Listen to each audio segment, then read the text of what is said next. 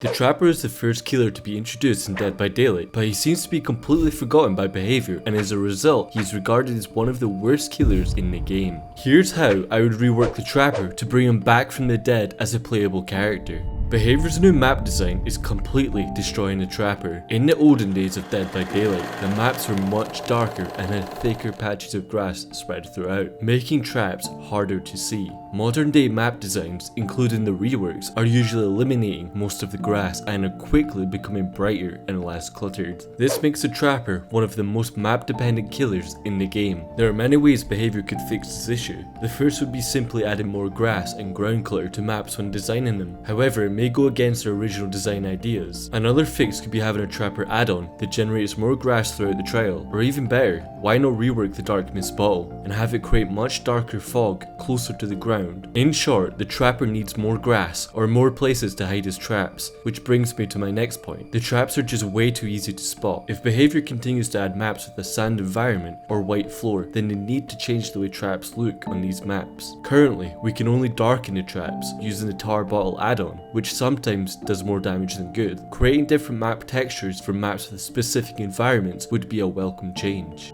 We haven't even gotten to the biggest issue with the Trapper, which is the fact that you basically start the game at 3 generators rather than 5. This is because the Trapper has so much setup time. The base kit Trapper can only hold 2 traps at a time, and 6 will spawn in the match. If the Trapper started the trial carrying all 6 traps, but still has a max carrying capacity of 2, meaning he can't move any traps until he's placed 5 down, then it would vastly reduce the setup time. This is the only way to allow the Trapper to not lose any gens trying to set up. The most exciting change could be giving a Trapper a short speed boost anytime a survivor steps in a trap or a trap is disarmed. This adds a lot of counterplay scenarios, even to SWF groups. If a trap is disarmed during chase, the Trapper will get a speed boost and possibly catch a survivor as a result. A coordinated group may be forced to leave the trap active until the Trapper isn't in chase, which could also result in the Trapper herding the survivor towards the trap. This will also create useful add-ons for the Trapper that could extend the duration of the speed boost given by disarmed traps, which completely counter the Trapper's power by simple communication. Trapper in his current state really doesn't have much going for him.